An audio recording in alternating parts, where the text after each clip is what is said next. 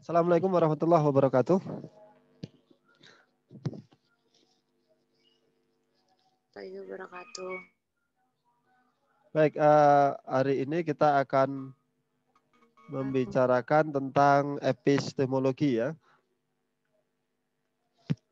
Temuan kita yang kemarin, kita sudah sampai di ontologi ya.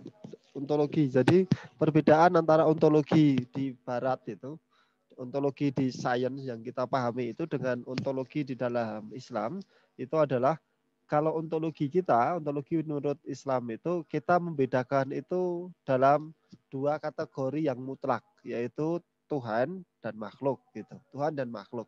Baru makhluk itu kemudian kita deskripsikan berikutnya itu. Tetapi kalau di barat itu secara ontologi itu Tuhan dan makhluk itu tidak terbedakan. Maksudnya tidak terbedakan itu orang tidak peduli pada itu gitu ya. Tidak peduli pada itu. Ketika orang bicara ontologi yang dimaksud itu adalah ontologi di alam gitu. Ontologi di alam gitu ya. Nah, pilihan kita terhadap cara pandang terhadap apa yang hakiki itu, apa yang ada itu nanti akan mempengaruhi ya, akan mempengaruhi bagaimana cara kita mengetahui sesuatu ya. Bagaimana cara kita mengetahui sesuatu itu?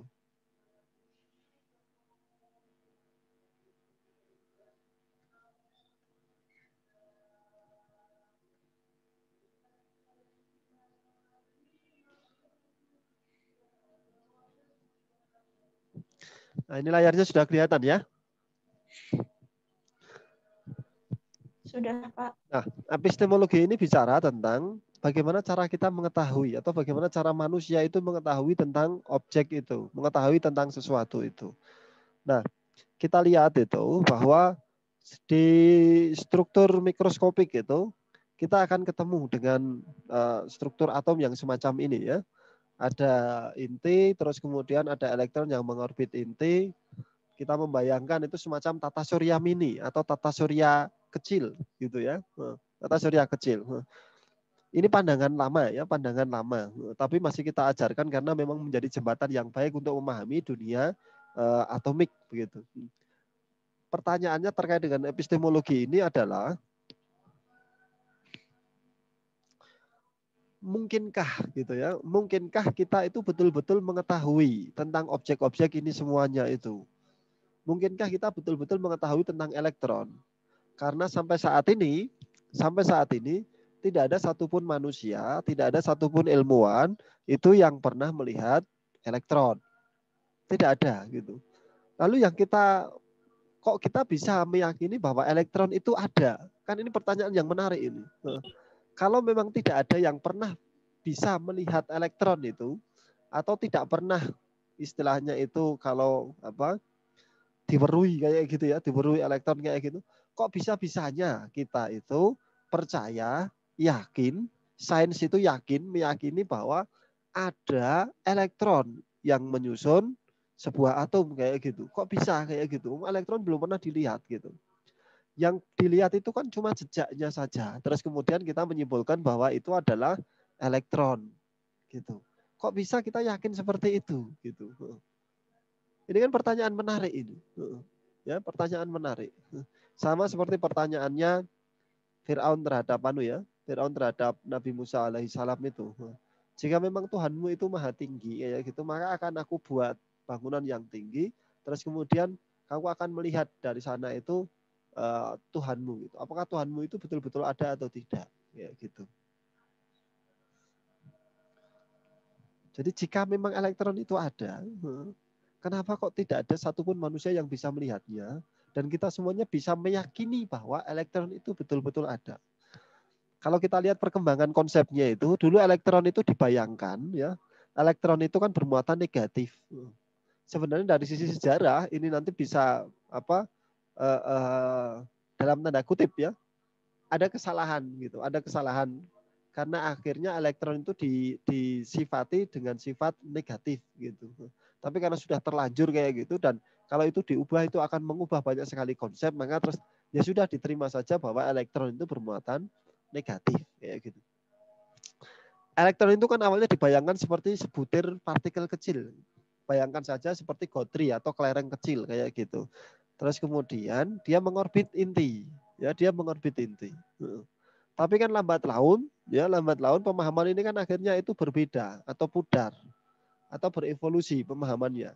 Hingga kemudian akhirnya elektron itu dipahami sebagai paket gelombang. Yang namanya gelombang itu tidak bisa kita lihat. Di ruangan ini misalkan di ruangan saya, di ruangan Anda ketika mengikuti kuliah ini, yang namanya gelombang itu gelombang cahaya. Ketika Anda itu menyalakan lampu itu ada gelombang cahaya yang bertebaran, ya, yang menjalar di seluruh ruangan itu. Kita tidak bisa melihat gelombang cahaya itu, tapi kita bisa merasakan dampaknya, merasakan efeknya dari gelombang cahaya yang ada itu. Nah, elektron juga seperti itu. Pertanyaannya secara epistemologi itu adalah, mungkinkah kita semuanya itu, manusia, bisa mengetahui objek-objek ini dengan baik itu? Ya, ini pertanyaan epistemologi. Itu yang sangat kecil. Dunia yang sangat kecil. Sementara itu, ada dunia yang lebih besar daripada dunia yang bisa kita lihat ini. Yaitu dunia tata surya, galaksi, dan jagat raya kita. Mungkinkah kita itu bisa mengetahui juga ini semuanya? Ingat bahwa kita hanya misalkan gini, kita mendeskripsikan matahari itu, kita tidak pernah datang ke matahari, gitu ya. Karena bagaimana bisa datang ke matahari gitu? Matahari suhu permukaannya saja sekitar 6.000 derajat gitu ya. Jadi sudah hancur duluan kita ya. Oh, kita datang ke matahari bisa itu Pak tanpa harus mengalami kehancuran itu. Gimana caranya gitu? Ya nanti berangkatnya ba'da maghrib.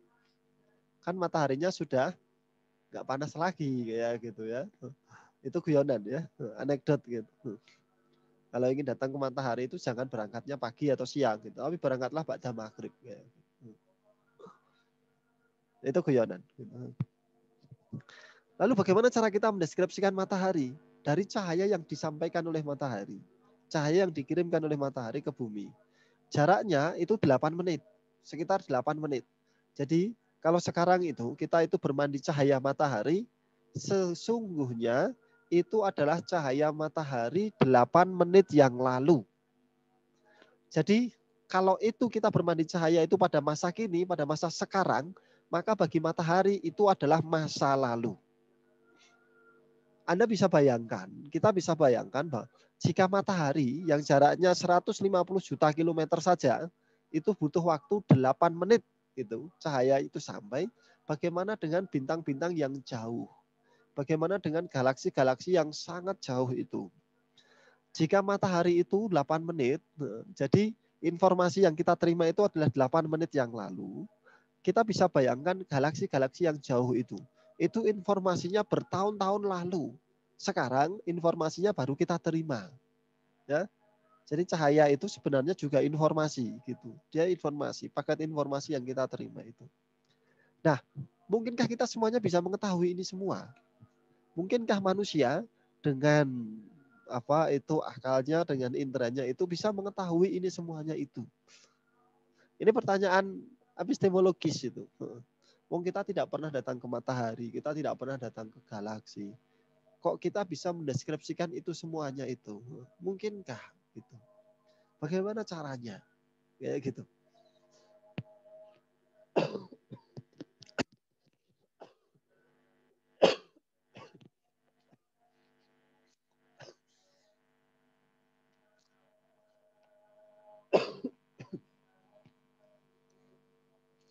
Ini jagat yang lebih besar ya. Kalau tadi jagat yang kecil, sekarang jagat yang lebih besar itu, jagat raya kita.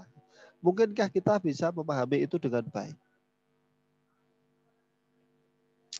Kalau kita lihat strukturnya, posisi kita ada di sini, ya. Posisi kita ada di sini. Ini tata surya kita, ya. Ini bumi kita, ini bulan satelit kita. Terus kemudian kalau kita zoom itu, bumi kita hanyalah dalam tanda kutip itu titik kecil, ya, di tata surya, di sistem, di solar system ini, di tata surya kita. Manusia, para ilmuwan itu baru mengetahui bahwa tata surya itu bagian kecil dari galaksi kita. Dan galaksi kita bagian kecil dari jagat raya kita itu belum lama, baru abad ke-20. Jadi belum kira-kira ya seratusan tahun lah. Baru seratusan tahun ini para ilmuwan mengetahui bahwa ada galaksi lain gitu. Dulu orang menyangka bahwa galaksi Bima Sakti itu ya jagat raya itu sendiri, tapi ternyata tidak gitu. Jadi akhirnya kita itu hanya merupakan titik kecil. Ya, matahari kita hanya satu titik di antara sekian banyak titik bintang-bintang yang lain. Ya. Ini di bintang-bintang terdekat. Ya. Terus kemudian kalau dilihat di galaksi kita, galaksi Bima Sakti atau galaksi kabut susu, itu kita hanya merupakan satu titik di sini ya. Semakin kita zoom itu kita hanya kelihatan sebesar titik saja, titik kecil saja. Galaksi kita juga merupakan satu titik dibandingkan dengan titik-titik galaksi yang lain itu. Jadi kita bisa membayangkan gitu ya. Manusia yang sekecil ini ada di dalam titik ini, kita berusaha untuk menyingkap jagat raya kita. Pertanyaan filosofisnya adalah, mungkinkah kita manusia itu bisa mengetahui ini semuanya? Gitu. Ya. Mungkinkah kita bisa mengetahui ini semuanya itu? Pada saat yang sama, ini semuanya tersusun atas atom-atom yang sama. Kita meyakini itu. Mungkinkah kita bisa mengetahui ini? Betul-betul bisa mengetahui ini. Gitu. Jadi kalau kita lihat kan, kita seolah-olah hanya merupakan butiran debu. Ya. Butiran debu dalam tarian kosmos kita. Karena itulah ketika manusia itu sombong kayak gitu, manusia itu ya mengaku Tuhan kayak gitu kan. Tuhan itu kan menghardik manusia yang semacam itu kan dengan hanya persoalan sepele. Manusia-manusia yang mengaku Tuhan itu ujung-ujungnya juga makan, gitu kan? Ujung-ujungnya juga makan. Beberapa kalah dengan binatang yang lebih kecil, gitu ya, kalah dengan nyamuk dan seterusnya seperti itu. Jadi kalau kita lihat strukturnya semacam ini, kita akan mengerti betul gitu bahwa kita itu hanya merupakan butiran debu ya di tarian kosmos kita. Nah ini manusia, ya kita ada di sini. Ya. Ini potret dari kosmolog yang sudah meninggal beberapa waktu yang lalu, kira-kira 2 atau 3 tahun yang lalu ya, Stephen Hawking. Jadi kita bisa membayangkan itu. Struktur tadi itu, ya, struktur tadi yang semacam ini dipikirkan oleh manusia yang dia tidak bisa berjalan dengan baik, tidak bisa menggerakkan otot-otot kakinya dengan baik, tidak bisa menulis. Terus kemudian dia hanya bisa menggerakkan otot-otot pipinya itu. Tentu sebelumnya beliau manusia yang normal ya, dia manusia yang normal. Tapi karena beliau mengidap penyakit ALS, terus kemudian ada kemunduran sensor-sensor motoriknya itu sehingga beliau hampir-hampir tidak bisa menggerakkan apapun fisiknya itu ya. Tetapi salah satu organnya bisa berpikir sempurna, otaknya bisa berpikir sempurna itu, dan di atas segala kekurangannya di atas kursi roda ini beliau bisa berpikir ya dengan jernih, berpikir sangat jernih itu tentang jagat raya kita. Ini paradoks gitu ya. Manusia yang tidak bisa pergi kemana-mana, tetapi pikirannya bisa mengembara sampai ke jagat raya sana itu, ya, bisa mengembangkan itu. Dia bisa berpikir tentang lubang hitam, tentang teori Big Bang, tentang galaksi-galaksi yang mengembang dan seterusnya seperti itu. Ini paradoks, menurut saya ini paradoks, unik kayak gitu, ya, unik. Tapi pada saat yang sama, sayangnya beliau tidak mengakui adanya Tuhan, ya, tidak mengakui adanya Tuhan itu. Ini Stephen William Hawking ya, kosmolog kontemporer ya. Beliau sangat terkenal sekali. Beliau meninggal sekitar bulan Maret dulu. Bulan Maret mungkin 2018 atau 2018 mungkin ya. 2018-an. Atau 2019 ya. Bulan Maret itu. Ini kita. Nah, kita dilengkapi apa saja? Ya. Jadi hanya otak saja ya. Hanya otak Hawking itu ya hanya otak saja yang aktif itu. Jadi kalau dia menulis itu dia hanya menggerakkan otot-otot pipinya ini. Terus di sini ada sensor, terus kemudian di sini ada layar komputer itu. Jadi ketika dia hendak bersuara, mengucapkan kalimat-kalimat kayak gitu, dia menggerakkan otot-otot pipinya itu untuk menggerakkan mouse-mouse untuk memilih kata-kata yang muncul di sini. Ya. Ini paradoks. Bagaimana manusia yang mengalami kelumpuhan sensor motorik seperti itu, tetapi ternyata bisa berpikir dengan sangat, dalam tanda kutip itu, dengan sangat liar, berpikir tentang jagat raya kita. Ini bekal kita secara fisik ya, bekal kita secara fisik. Kita dibekali dengan otak. Terus kemudian kita dibekali dengan indera-indera, ya. Ada panca indera, ada 5 indera, ya. Ada kulit kita yang bisa merasakan, terus kemudian ada indera lidah kita yang bisa mengecap, ada hidung kita yang bisa membaui, ada mata kita yang bisa melihat, dan seterusnya. Ya, nah, kita hanya dibekali indera 5 macam. Ya. Nah, indera-indera yang 5 ini, ya, kita gunakan untuk mengetahui. Anda bayangkan kembali tadi tentang struktur atom, terus kemudian dengan struktur jagat raya tadi, kita hanya dengan bekal 5 indera ini kita berusaha untuk mengungkapkan itu semuanya. Kira-kira mungkin atau tidak kayak gitu. Gitu kan? Kita hendak mengetahui itu semuanya. Mata kita jauh-jauhnya pandangan mata kita itu ada batasnya. Kita sudah tidak bisa melewati ufuk cakrawala kayak gitu ya. Tapi bagaimana caranya kita bisa melihat bulan? Maka terus kemudian nanti diciptakan teleskop. Ketika Galileo Galilei dulu itu teleskop itu berselang sekitar tidak ada 20 tahun, mungkin sekitar 5 tahunan itu. Sekitar 5 tahunan itu kerajaan kerajaan Guatalo itu sudah pesan teleskop Galileo Galilei. Jadi ini kosmopolit dulu ya, Nusantara itu sudah kosmopolit itu. Tidak berselang lama ketika Galileo Galilei mengumumkan temuan teleskopnya itu, kemudian kerajaan Goa itu, Sultan Hasanuddin itu, saya tidak tahu sultannya saat itu apakah sudah Sultan Hasanuddin atau belum, itu pesan teleskop itu. Ada tulisannya itu dari Profesor Yas Rosyid. Jadi dari sini, dari kelima indera ini, ya, kita berusaha untuk mengetahui itu semuanya. Bekal kita ini. Nah, itu dari bekal kita, indera kita ya. Kemudian dari sisi bendanya sekarang. Ada karena kita itu melihat sesuatu itu dengan mata, maka terus kemudian secara umum kita membagi benda itu menjadi 2. Ada benda yang kasat mata, ada benda yang tidak kasat mata. Untuk benda-benda kasat mata, ternyata subjek tadi, manusia tadi yang dengan bekal panca indera tadi itu, ada orang yang mampu melihatnya ketika matanya normal. Ada orang yang tidak mampu melihatnya ketika matanya sakit atau matanya tidak normal. Atau benda kasat mata ini terhalang. Ya. Ada dinding, ada sekat, ada hijab kayak gitu. Sehingga meskipun matanya itu normal, tetapi mungkin dia tidak bisa melihatnya.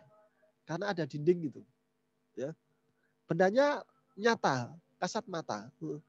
Dan orangnya juga normal. Tapi karena terhalang dinding, maka orang itu tidak bisa melihat benda yang kasat mata itu. Terus kemudian ada benda yang tidak kasat mata. Benda tidak kasat mata itu apa? Misalkan mikroba. Untuk bisa melihatnya, kita perlu alat mikroskop gitu.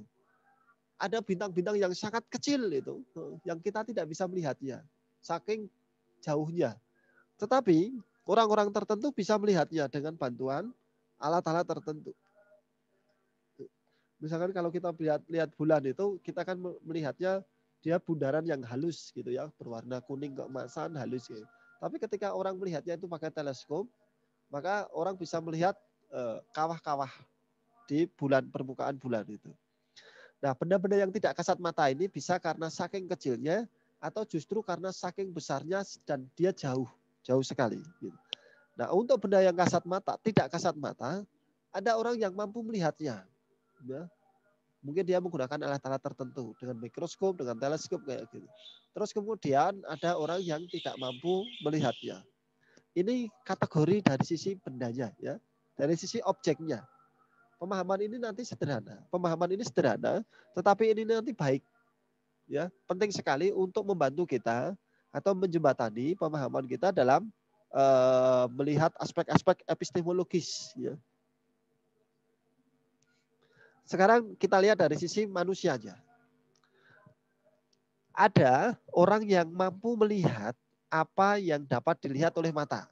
Jadi matanya normal ya, dan memang bendanya kasat mata.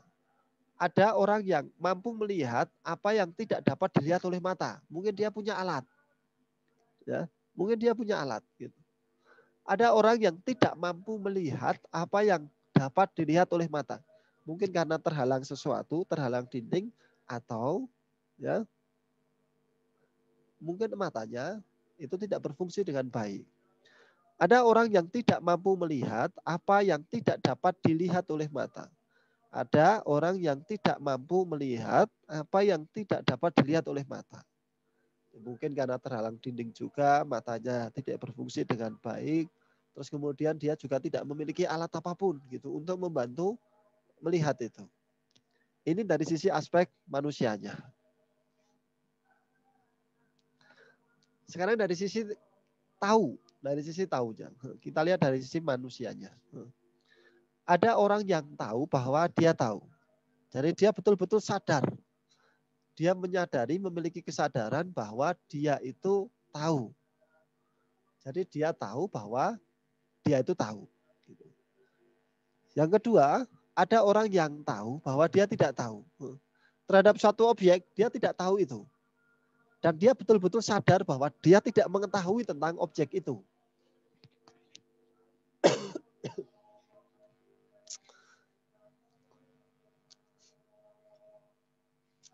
Yang ketiga, ada orang yang tidak tahu bahwa dia tahu. Kok bisa seperti ini? Jadi kita tahu, tapi kita tidak menyadari.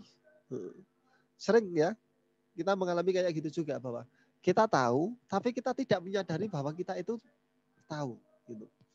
Misalkan gitu, kita sudah lama ngobrol dengan seseorang, ya, ngobrol dengan seseorang bercakap-cakap panjang sekali kayak gitu. Suatu saat ada orang yang memberitahu kita bahwa yang teman kita ngobrol itu sebenarnya adalah si A kayak gitu. Tapi kita kesadaran kita kan belakangan itu, ya. Tapi kita tahu orang itu gitu. Jadi ada orang yang tidak tahu bahwa dia tahu. Itu contoh yang tipis ya. Kalau contoh yang misalkan seperti ini. Kita tahu, tapi kita tidak sadar kita tahu itu. Kenapa bisa seperti itu? Ya karena pengetahuan kita belum komplit sebenarnya. Kita tahu, tapi kita tidak menyadarinya dengan baik. Nah, yang repot itu adalah ada orang yang tidak tahu bahwa ia tidak tahu. Jadi kalau ada orang semacam ini biasanya dia menyangka dia tahu.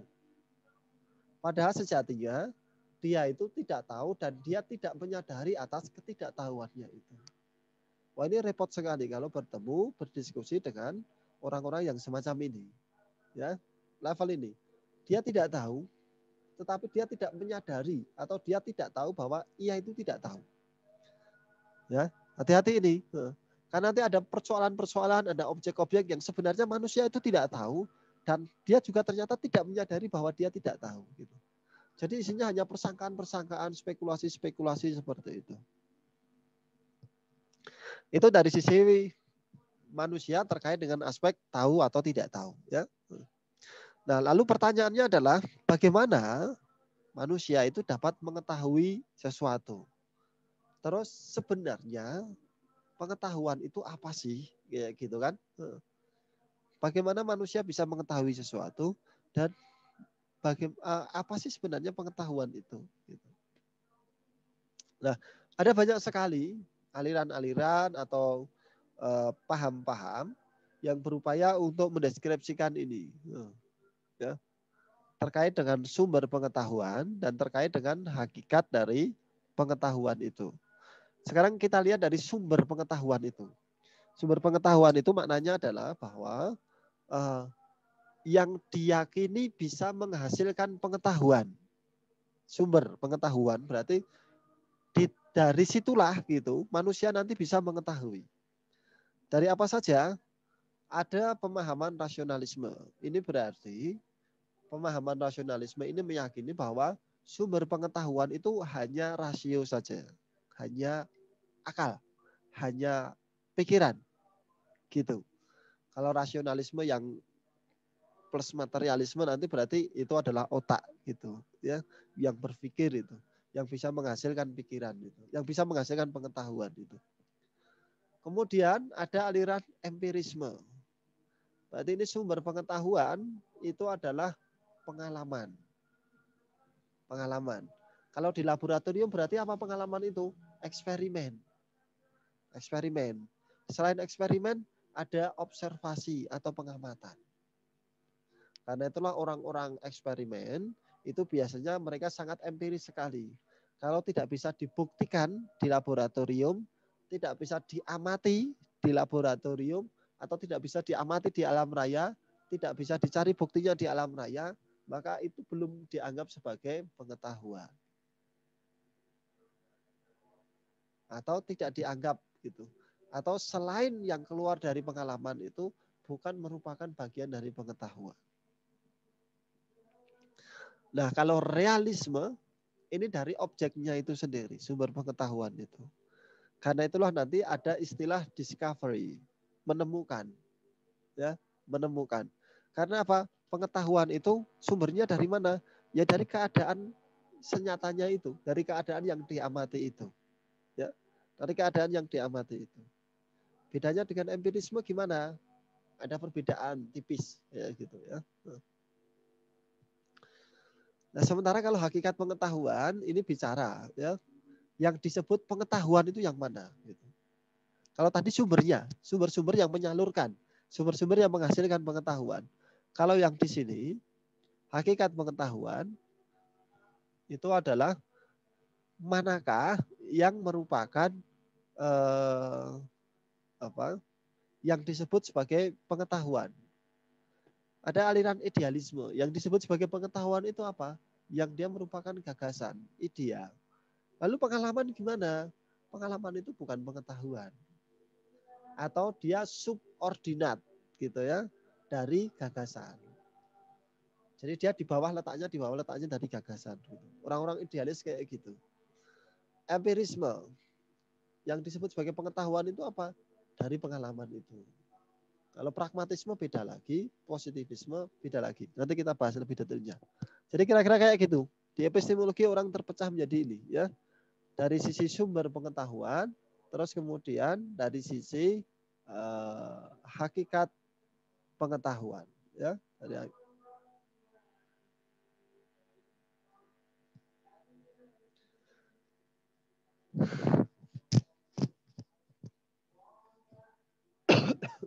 bentar ya.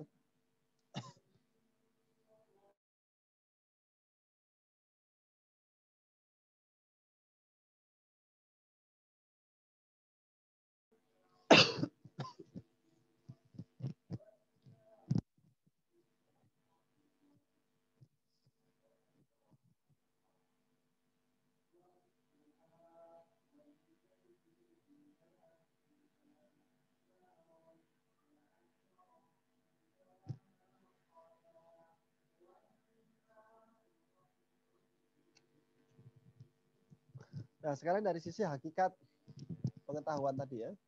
Pragmatisme. Kalau pragmatisme itu yang dilihat apanya? Yang pentingnya saja, bermanfaat gitu. Jadi nggak yang pragmatis, yang jadi ini pragmatis itu bukan idealis, bukan empiris kayak gitu, itu nggak penting, perdebatan kayak gitu nggak penting. Tapi ini punya nilai guna atau tidak, bermanfaat atau tidak. Baik. Silakan berdebat macam-macam kayak gitu. Tapi kalau nggak bermanfaat ya nggak usah dipakai. Itu pragmatis. Kalau di politik itu ya pragmatisme itu ya kayak kutu loncat itu. Oh ini nggak menguntungkan. Ya udah nggak ikuti gitu. Nggak peduli ideologinya apa kayak gitu. Wah ini menguntungkan ya udah ikut. Nah itu pragmatisme. Ya. Kalau positivisme itu yang disebut pengetahuan itu adalah segala sesuatu yang nanti bisa diukur. Kalau tidak bisa diungkapkan dengan ukuran, maka itu tidak dianggap sebagai pengetahuan. Jadi kalau Anda ingin mengungkapkan molekul kayak gitu, molekul bisa diukur enggak? Bisa, kayak gitu. Oh, berarti itu pengetahuan. Tapi kalau warna, warna tidak bisa diukur gitu. Kalau sekarang bisa diukur ya, warna itu sebagai panjang gelombang cahaya tertentu. Kalau dulu itu belum, warna itu dianggap sebagai bukan pengetahuan. Rasa, rasa juga susah kan kalau sekarang. Sekarang masih susah. Mungkin suatu saat itu bisa diukur itu. Akhirnya nanti bisa dipositifkan, bisa dianggap sebagai pengetahuan. Jadi ini ya, perbedaan antara sumber pengetahuan dan hakikat pengetahuan itu. Nah, kalau di eksakta itu yang mana? Di eksakta itu. Di eksakta ada sisi-sisi ini. Jadi kita tidak bisa ya. Kita tidak bisa membedakan secara strict itu. Kita seorang rasionalisme murni kayak gitu. Kita susah itu. Kita susah. Kecuali nanti ya, akhirnya kita menekuni. Kita dominan rasionalisme. Kita dominan empirisme kayak gitu bisa. Tapi kalau kita strict, satu saja kayak gitu nggak bisa. Jadi bagi rasionalisme itu, ya, saluran yang menghasilkan pengetahuan itu adalah rasio, ya, akal, rasio.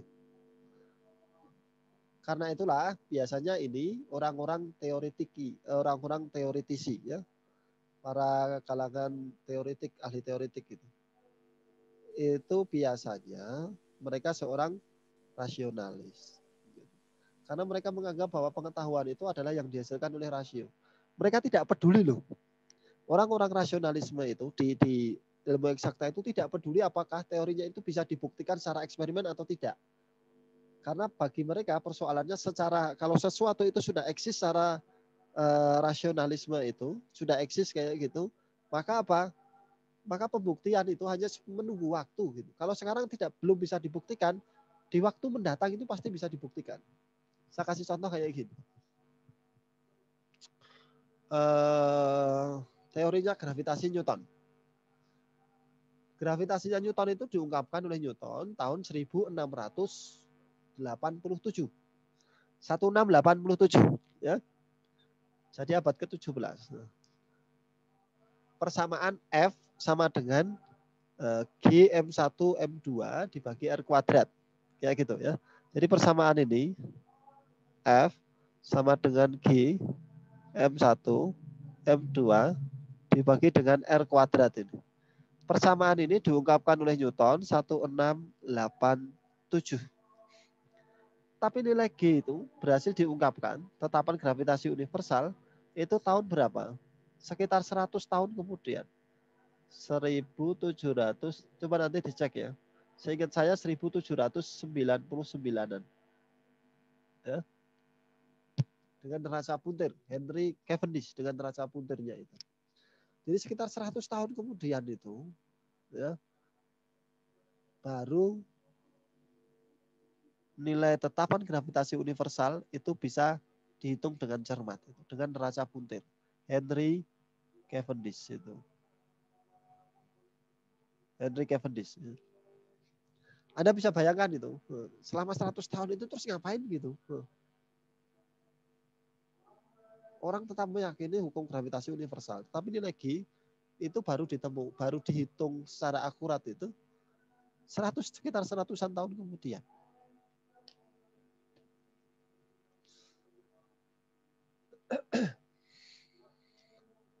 Tapi tetap dipakai hukumnya Newton dan sampai sekarang dipakai gitu. Itu hebatnya rasionalisme. Jadi dia dengan kekuatan pikirannya mereka bisa menerawang sampai jauh sekali kayak gitu. Persoalan itu bisa dibuktikan itu hanya persoalan waktu. Gitu. Teori tentang atom kayak gitu. Teori tentang atom kan juga sama ya. Orang berdebat kayak gini, terus kemudian hingga akhirnya muncul bom atom. Ya. Efek fotolistrik gitu. Efek fotolistrik itu bisa diselesaikan Einstein itu 1905. Tapi teknologinya mengikuti belakangan. Ya, teknologinya mengikuti belakangan. Teknologi sel surya. Gitu. Jadi memang terpautnya jauh. Nah, kalau sekarang dengan adanya kemajuan teknologi ini, jarak antara teori dengan eksperimen itu itu semakin maju atau semakin cepat. Gitu. Kalau dulu itu bisa seratusan tahun, terus kemudian mengerucut menjadi 50 tahun, kemudian sekarang itu hanya sekitar 5 sampai 10 tahun. 5 sampai 10 tahun itu teknologi sudah bisa mengikuti teori-teori yang berkembang sebelumnya itu. Rasionalisme kayak gitu ya. Nah, kalau empirisme itu berdasarkan pada pengalaman, sumber pengetahuannya itu adalah pengalaman. Ya, yang dialami. Karena dia yang dialami maka sumbernya adalah dia basisnya pada panca indera. Gitu, ya. Jadi dari panca indera. Jadi sumber-sumbernya adalah berasal dari manusia itu. Jadi rasionalisme, empirisme ini kan ada di dalam diri manusia. Ada di dalam diri manusia. Rasio itu pikiran, otak kita. Terus kemudian empirisme itu indera kita. Itu semuanya ada di dalam diri manusia. Karena itulah kemudian setelah ini kuat sekali, rasionalisme dan empirisme ini menguat, maka terus kemudian manusia itu keladuk istilahnya itu. Menjadikan manusia itu sebagai ukuran untuk pengetahuan. Maka muncullah dari sana humanisme. Jadi manusia nanti sebagai ukuran. Ukuran apa? Ukuran apapun gitu. Ukuran kebenaran, ukuran etika, ukuran apapun kayak gitu diri manusia itu sendiri. Karena kita menjadi sumber gitu. Ya, jadi sumber pengetahuan, sumber kebenaran. Nah, ketika nanti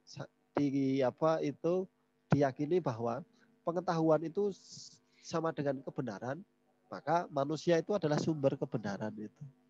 Maka muncullah pemahaman humanisme itu. Beda dengan realisme ini. Kalau realisme ini di sini ada manusia, di sini ada alam, ada real gitu. Maka pengetahuan itu berasal dari sini. Maka ketika kita mendapatkan persamaan, rumus-rumus, kayak gitu, itu bukan hasil konstruksi di sini, tapi itu didapatkan dari sini. Jadi alurnya ke sini. Jadi deskripsi kita, misalkan tentang proses gunung api yang meletus, kayak gitu, itu merupakan deskripsi apa adanya. Dari yang kita lihat di sini. Jadi alamlah yang menjadi sumber itu. Alamlah yang menjadi sumber pengetahuan, alamlah yang menjadi sumber kenyataan, alamlah yang menjadi sumber kebenaran. Maka terus kemudian nanti istilahnya di sini adalah discovery. Manusia itu menemukan. Maka persamaan-persamaan, formula-formula, rumus-rumus itu istilahnya ditemukan. Ya, ditemukan. Kalau bagi kaum rasionalis itu bukan ditemukan, itu dikonstruksi. Ya, dikonstruksi. Gitu. Perbedaannya kayak gitu. Ya. Nah, biasanya ketika kita itu tidak bisa secara jernih itu membedakan ini, ya, tidak bisa secara jernih membedakan semuanya ini, biasanya kita akan bingung itu. Loh, kok ini ada istilah manusia menemukan pengetahuan, kok ini menyangkal dan seterusnya seperti itu. Ya itu tinggal pemahamannya saja. Kalau dia seorang rasionalis, dia seorang empiris kayak gitu ya dia akan menganggap bahwa ilmu itu dikonstruksi di sini.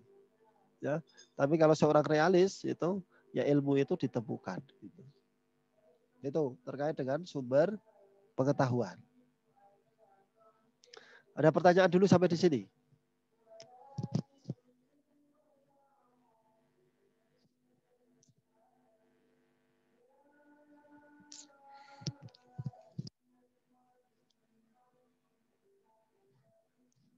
Ada pertanyaan? Ya, silakan. Silakan Mustafa. Permisi Pak, saya mau tanya. Kalau terkait ilmu pengetahuan tadi, itu kan ada yang ada yang rasionalis sama yang realistis. Nah, kalau keterpaduan antara keduanya itu apakah ada ya Pak? Dan jika ada, itu apakah ada contoh seorang tokoh yang memiliki pemahaman yang seperti itu? Terima kasih. Ya, jadi gini, aliran-aliran ini kita bicarakan terpisah-pisah seperti itu ya. Itu tidak menunjukkan bahwa para ilmuwan itu atau ilmu pengetahuan itu seperti itu. Dalam kenyataannya ilmu pengetahuan yang kita pelajari, sains yang kita pelajari saat ini itu gabungan ya, gabungan Mas. Gabungan gitu. Memang ada unsur-unsur rasionalisme, ya, ada unsur-unsur empirisme, ya, ada unsur-unsur realisme, ya, gitu. Tetapi kalau apakah sains kita, ilmu kimia kita itu murni rasionalisme semua? Jelas tidak. Karena kan kita tetap ada praktikum, kita tetap ada eksperimen, ada pengamatan dan seterusnya seperti itu. Fisika juga sama, gitu. Tetapi ada sebagian ilmuwan yang dia memilih jalur. Dia akan menekuni ini, pemahaman ini, empirisme. Misalkan ketika dia memutuskan sebagai seorang eksperimentator. Atau dia menekuni sebagai seorang teoritisi. Maka dia pasti cara berpikirnya rasionalisme itu. Teoritisi itu. Dia nggak peduli dengan eksperimen-eksperimen. Kayak gitu. Biasanya ilmuwan-ilmuwan itu cenderung seperti itu. Dominan seperti itu. Ilmuwan-ilmuwan besar itu seperti itu. Dosen-dosen kita juga seperti itu kok. Ya, ketika seorang itu dia itu sering di lab kayak gitu, bisa dipastikan beliau dominan empirisme. Bisa dipastikan itu. Beliau dominan empirisme. Karena itulah biasanya ketika diajak diskusi hal-hal yang filosofis kayak gitu, biasanya susah nyambung. Kenapa? Karena dominan empirisme. Beda dengan orang yang dominan rasionalisme itu, isinya kan dalam tanda kutip khayalan. Khayalan di sini jangan bayangkan ketika kita mengkhayal sesuatu ya. Khayalan itu ya dalam dunia imajinasi. Jadi dia berpikir, membayangkan struktur begini-begini dan seterusnya seperti itu. Nanti urusan pembuktian itu ya orang-orang lab saja kayak gitu. Karena itulah kadang Nobel itu kan kadang dibagi dua. Ini untuk teori, Nobel untuk teori, terus kemudian ini Nobel untuk untuk eksperimen. Kan kadang seperti itu kalau kita cermati itu. Ya karena memang ilmu pengetahuan seperti itu, campuran kayak gitu.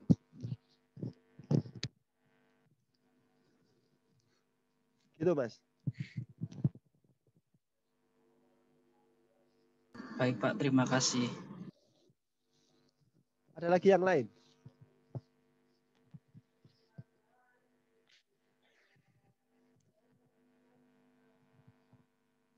Baik, kalau tidak ada kita lanjutkan ya.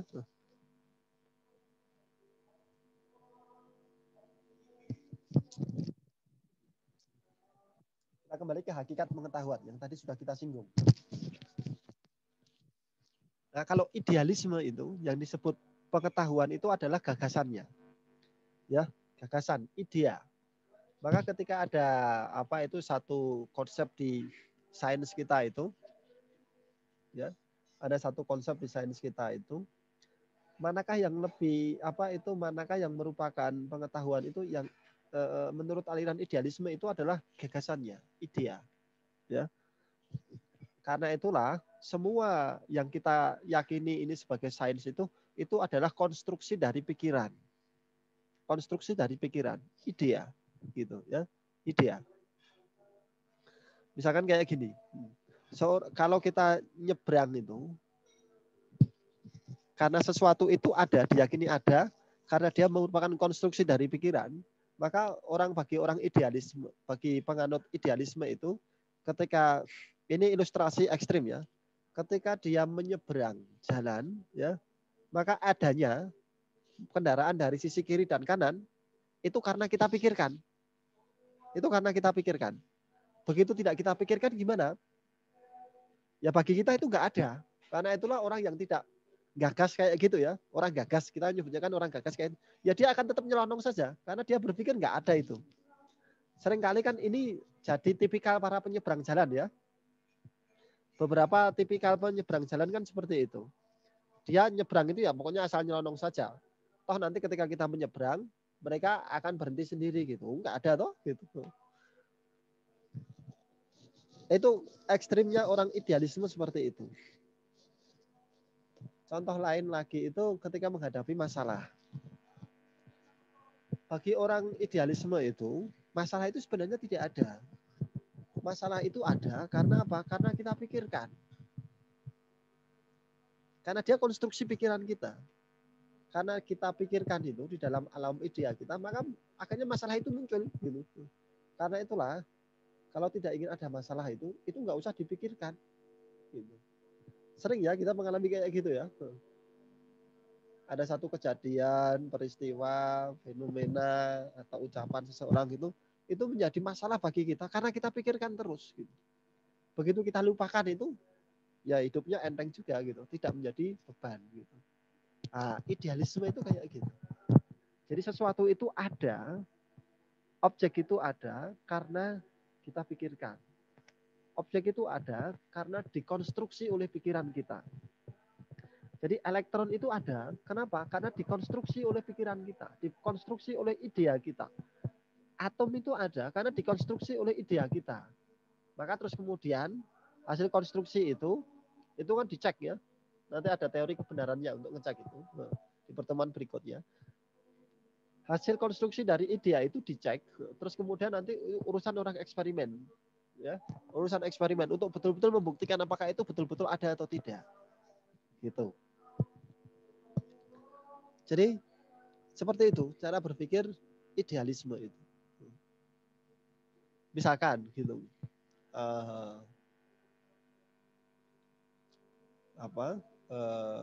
Kekule ya di kimia itu dengan struktur rantai benzena ya. Struktur rantai benzena itu kan ditemukan dari mimpi ya. Dia ditemukan dari mimpi. Mimpi itu kan alam idea. Jadi dia mengalami pusing yang sangat itu ketika memikirkan struktur rantai benzena itu di otak-atik nggak pernah ketemu, terus akhirnya dia mimpi. Akhirnya mabuk kayak gitu, Kekule itu akhirnya minum bir, akhirnya sampai mabuk parah itu. Di dalam mabuknya itu dia mimpi melihat 6 ekor kera. 6 ekor kera itu melingkar, ya, melingkar, saling bergandengan tangan, gitu. Dan menari, mereka 6 ekor kera itu benar. Setelah bangun itu Kekule berpikir gitu tentang mimpinya 6 ekor kera itu. Dia ingat kembali dengan rantai benzena 6C kayak gitu. Nah, itu bagaimana kalau struktur rantai C itu seperti struktur kera-kera yang menari itu bergandengan tangan itu dicoba. Oh, ternyata bisa menjelaskan banyak hal gitu. Bahwa benzena kalau dibuat strukturnya seperti itu, ternyata banyak persoalan yang bisa dijelaskan. Akhirnya dipakai. Cara ini kayak gini, ini mengkonstruksi itu dari pikiran itu loh, itu idealisme. Dalam contoh-contoh yang ekstrim itu ya seperti tadi itu orang nyebrang kayak gitu itu, bahwa semuanya itu adalah hasil konstruksi. Hasil konstruksi. Karena itulah idealisme ini dekat dengan rasionalisme. Ya, sumber pengetahuannya ya idealisme itu ya rasio kayak gitu. Tetapi yang disebut sebagai pengetahuan itu bagi kalangan idealisme itu ya idea itu, pengetahuan itu. Biasanya orang-orang idealisme ini menganggap pengetahuan-pengetahuan yang tidak berasal dari gagasan, tidak berasal dari pikiran itu sebagai pengetahuan-pengetahuan yang subordinat. Ya, pengetahuan-pengetahuan yang subordinat.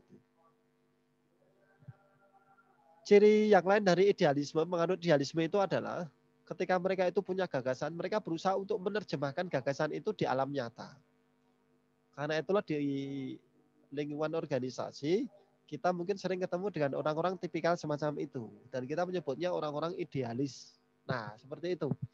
Jadi kalau ada orang teman yang seperti itu orang-orang penganut idealisme itu. Ya, penganut idealisme itu. Jadi dia punya gagasan terus berusaha ngotot untuk menerjemahkan gagasan itu menjadi kenyataan. Jadi kenyataan itu dikonstruksi oleh gagasan. Ya, kenyataan itu dikonstruksi oleh idea. Motivator-motivator itu juga menggunakan idealisme itu, juga penganut idealisme itu. Mereka biasanya sering berkata seperti ini kan, silakan apa saja tulis apa saja mimpimu itu, ya. Suatu saat, gitu, tutup buku mimpimu itu, lalu 5-10 tahun lagi atau 1, 2, 3, 4 tahun lagi lihat kembali buku mimpimu itu, maka kemudian kamu akan melihat mimpi-mimpi itu terbukti atau menjadi kenyataan. Jadi dari idea, dari mimpi itu mengkonstruksi kenyataan. Nah, itu idealisme. Ketika kita membaca, ketika kita minum apa itu air zam-zam itu. Air zam-zam itu khasiatnya untuk apa? Bisa untuk obat, bisa untuk penguat hafalan, bisa untuk mengenyangkan perut. Lalu dia akan berkhasiat untuk obat kapan? Dia akan berkhasiat untuk apa itu pengenyang perut itu kapan? Dan dia akan berkhasiat untuk apa itu penguat hafalan itu kapan? Bergantung pada niatnya. Hadis Nabi kan seperti itu ya. Bergantung pada niatnya. Itu idealisme. Jadi niat kita ketika minum air zam-zam itu, ketika niat kita itu untuk apa itu dia sebagai wasilah untuk obat gitu, maka air zam-zam itu akan berkhasiat sebagai obat gitu. Nah, itu idealisme. Kenyataan akan dikonstruksi oleh pikiran, dikonstruksi oleh idea itu. Seperti itu idealisme itu. Karena itulah gitu, niat itu perannya luar biasa gitu, niat itu. Ya. Dia punya posisi yang luar biasa. Maka hati-hati dengan niat, kayak gitu kan. Hati-hati juga dengan prasangka, kayak gitu. Karena itu bisa mengkonstruksi, ya, bisa mengkonstruksi gitu. Doa kita itu kan juga seperti itu kan, mekanisme pekerjanya. Doa itu akan terkabul gitu. Syaratnya apa? Yakin dulu gitu. Karena itu akan mengkonstruksi. Ketika doa itu terkabul itu kan kenyataan. Ketika kita sedang berdoa, kita berada di alam ideal, di alam pikiran gitu. Nah, alam pikiran ini nanti akan mengkonstruksi kenyataan itu. Syaratnya apa? Yakin dulu. Kan kayak gitu. Nah, itu idealisme. Mekanisme bekerjanya idealisme itu kayak gitu. Coba cek itu kisah orang-orang yang apa itu sering sekali mereka punya mimpi, membayangkan dan seterusnya seperti itu. Terus kemudian nanti akhirnya jadi kenyataan. Nah, itu idealisme, ya, idealisme. Desain itu juga kayak gitu, ya. Desain itu juga kayak gitu, ya. Kenyataan-kenyataan yang ada itu merupakan konstruksi dari pikiran kita, konstruksi dari gagasan para ilmuwan itu. Nah, itu idealisme. Terus kemudian empirisme, ya, empirisme. Kalau empirisme kebalikan dari idealisme itu, ya. Kalau empirisme itu kenyataan apa itu pengetahuan itu ya kenyataan itu sendiri, ya. Pengalaman itu sendiri, pengetahuan itu, ya. Jadi pengalaman-pengalaman yang didapatkan di laboratorium, pengamatan-pengamatan yang didapatkan di laboratorium kayak gitu, itulah pengetahuan kayak gitu, ya. Itulah pengetahuan. Lalu gimana dengan hasil imajinasi dari apa itu ilmuwan-ilmuwan penganut idealisme gitu? Ya itu bagi mereka itu tidak, itu bukan pengetahuan gitu. Karena bagi kaum empirisme itu mereka meyakini diktum hakim tertinggi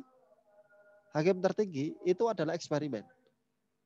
Jadi kalau misalkan apa itu imajinasi kaum idealisme itu macam-macam kayak gitu, ya itu belum akan dianggap sebagai pengetahuan sebelum bisa dibuktikan secara eksperimen. Itu empirisme. Ya. Nah, kita kan tahu kan, sampai saat ini kita meyakini ada alam itu misalkan ya, spekulasi-spekulasi di teori-teori itu. Ada alam jamak, ada alam kembaran, macam-macam kayak gitu. Selama itu belum dibuktikan ya itu belum akan dianggap sebagai realitas, sebagai kenyataan atau sebagai pengetahuan. Pengetahuan dalam artian pengetahuan para kaum empirisme itu ya. Seperti itu. Jadi idealisme itu biasanya itu teoretisi, empirisme biasanya adalah para eksperimentator gitu ya.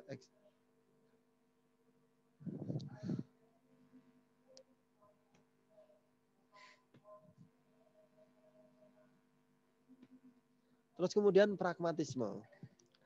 Pragmatisme ini tidak peduli dengan pertentangan antara idealisme dan empirisme. Yang penting itu bisa bermanfaat. Yang penting bisa digunakan. Gitu. Misalkan orang berdebat ya, orang berdebat tentang apa itu manusia itu sebenarnya ada ruhnya atau tidak. Kayak gitu. Yang merasakan itu sebenarnya fisiknya atau ruhnya kayak gitu. Bagi pragmatisme itu nggak penting gitu. Yang penting itu ya itu nanti ketika ada orang sakit itu, ini bisa digunakan untuk mengobati enggak? Nah, pragmatisme kayak gitu. Ya. Jadi dia hanya melihat aspek itunya. Ini bisa digunakan enggak? Sama seperti misalkan perdebatan gitu tentang yang membakar itu sebenarnya karena adanya oksigen atau karena adanya phlogiston. Kalau sekarang kita memilih oksigen gitu. Kenapa? Karena lebih bisa digunakan. Gitu. Kalau dulu sebelum oksigen dikenal itu orang menggunakan teori phlogiston. Ya. Jadi api itu bisa mudah membakar kertas karena zat phlogiston di kertas jauh lebih banyak daripada kayu, daripada besi kayak gitu, daripada logam. Nah, terus kemudian orang menggunakan teori pembakaran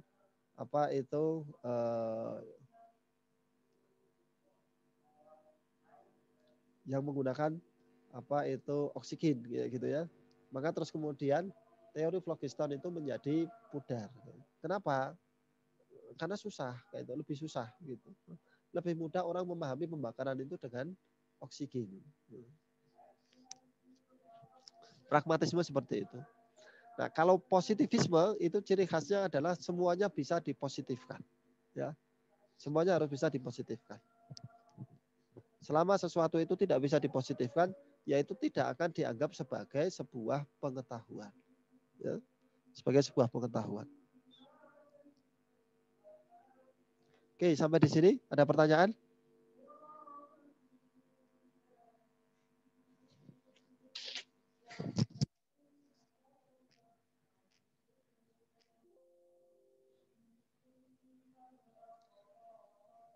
Ada pertanyaan?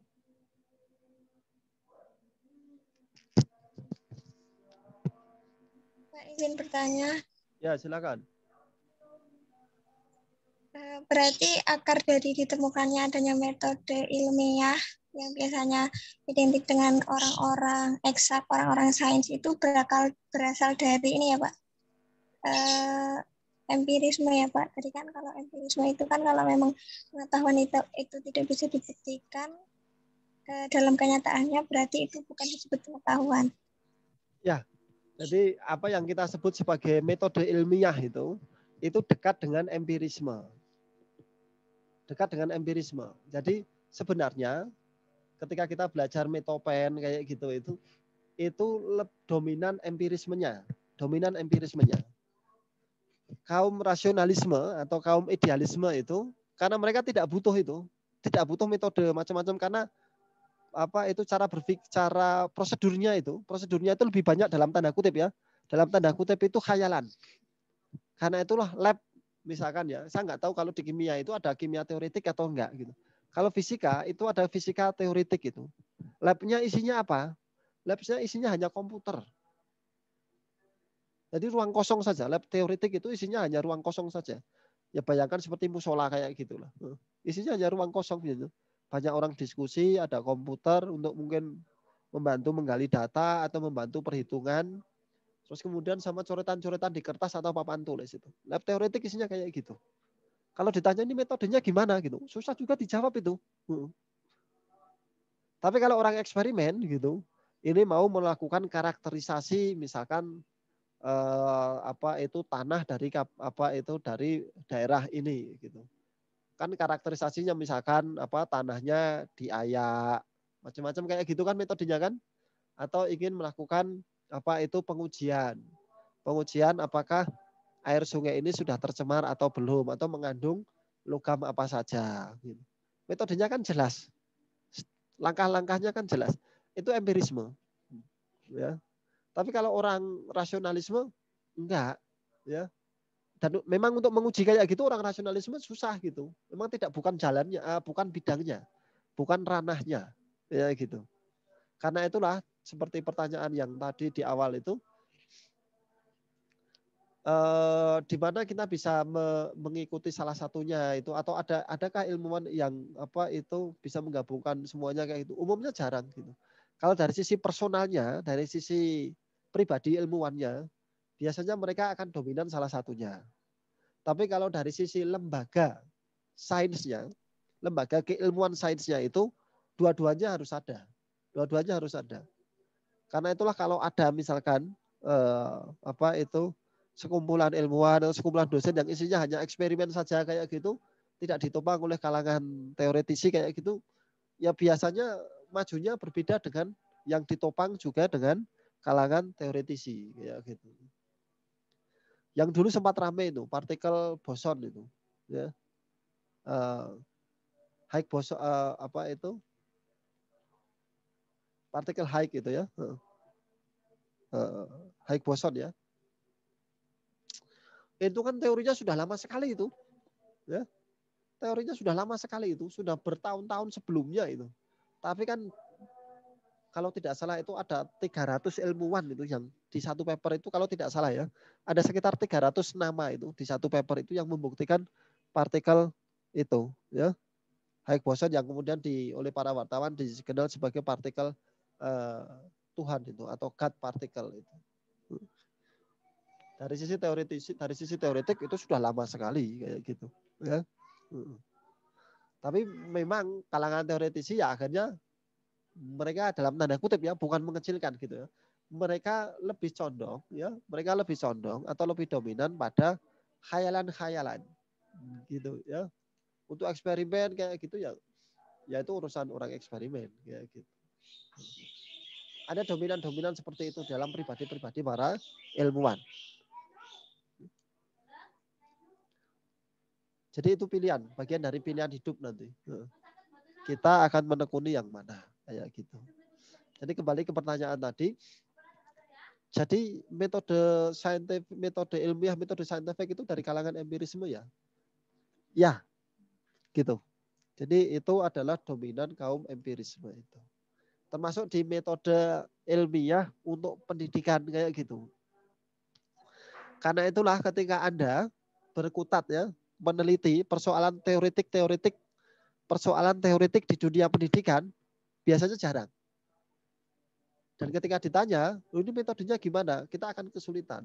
Karena memang begitulah rasionalisme, begitulah idealisme. Ya. Coba Anda nanti cermati ya, metode penelitian kajian pustaka atau metode studi pustaka itu. Bandingkan dengan metode penelitian misalkan tindakan kelas, metode kuasi eksperimen dan seterusnya seperti itu. Nanti kita lihat strukturnya berbeda, ya. Lebih abstrak metode kajian pustaka itu, karena detail teknisnya tidak ada, ya. Paling hanya mengumpulkan literatur, memilih literatur dan seterusnya seperti itu. Selain itu apa? Ada di dalam diri ilmuwan, instrumennya di dalam diri peneliti itu. Begitu, Mbak. Baik, Pak. Terima kasih. Boleh bertanya lagi, Pak? Ya, silakan. Tadi kan terkait epistemologi yang ditinjau dari hakikat pengetahuan itu kan ada yang namanya yang ditinjau dari ya betul hakikat pengetahuan kan ada yang namanya pragmatisme. Nah, tadi pragmatisme itu kan tidak peduli dari mana hakikat pengetahuan, tapi yang terpenting adalah manfaat atau kegunaannya. Nah, itu sedangkan kan tadi awal pertemuan kalau nggak salah itu ada 3 hal yang membangun pengetahuan. Ada ontologi yang berbicara tentang pertanyaan apa, epistemologi yang berbicara tentang pertanyaan bagaimana, dan aksiologi yang berbicara tentang pertanyaan untuk apa. Nah, saya tuh masih bingung, Pak. Yang pragmatisme itu apakah termasuk juga dengan aksiologi yang bertanya tentang kegunaannya untuk apa, seperti itu, Pak? Jadi gini anunya itu. Di aksiologi nanti itu kita akan mendiskusikan pengetahuan itu sebenarnya punya nilai atau tidak kayak gitu, kegunaannya apa dan seterusnya seperti itu. Bedanya kaitannya dengan pragmatisme di epistemologi itu. Epistemologi ini kan cara kita mencapai pengetahuan. Cara kita mendapatkan pengetahuan, cara kita menyusun pengetahuan, ya. Nah, kalau kaum pragmatisme itu tidak peduli dengan gagasan apapun kayak gitu, nggak peduli. Tetapi yang dipedulikan adalah ini nanti itu punya nilai praktis berguna atau tidak. Bergunanya itu bisa digunakan di lapangan atau tidak. Kayak gitu. Jadi orang bisa menyusun bahwa pengetahuan itu harusnya seperti ini, seperti ini. Pengetahuan itu seperti ini, seperti ini. Tapi bagi kalangan pragmatisme itu nggak penting kayak gitu. Kalau ternyata di lapangan itu susah untuk dijalankan. Atau di lapangan ini tidak bisa mengatasi persoalan. Kayak gitu. Jadi pragmatisme hanya melihat dari sisi itunya, Mbak. Jadi dia tidak peduli itu aspek-aspek ideologis, aspek-aspek apa yang filosofis kayak gitu dia nggak peduli kayak gitu. Yang dipedulikan itu adalah di lapangan bisa dipakai enggak? Di lapangan bisa bermanfaat enggak? Bisa mengatasi persoalan enggak?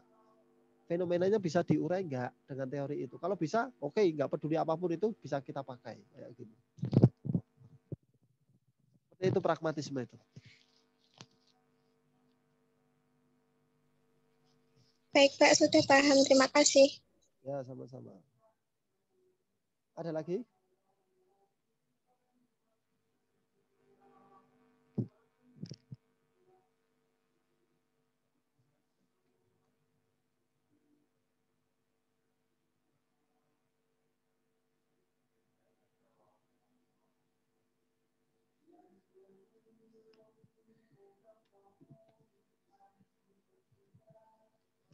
Baik, kalau nggak ada kita akhirnya sampai di sini dulu ya. Besok kita lanjutkan tentang epistemologi ini. Baik, kita akhiri sampai di sini. Terima kasih.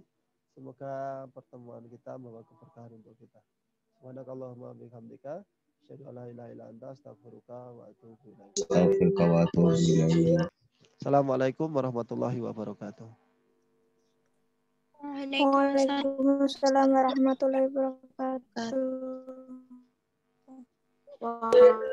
Terima kasih, Pak. Ya, sama-sama. Terima kasih, Pak. Ya, sama-sama.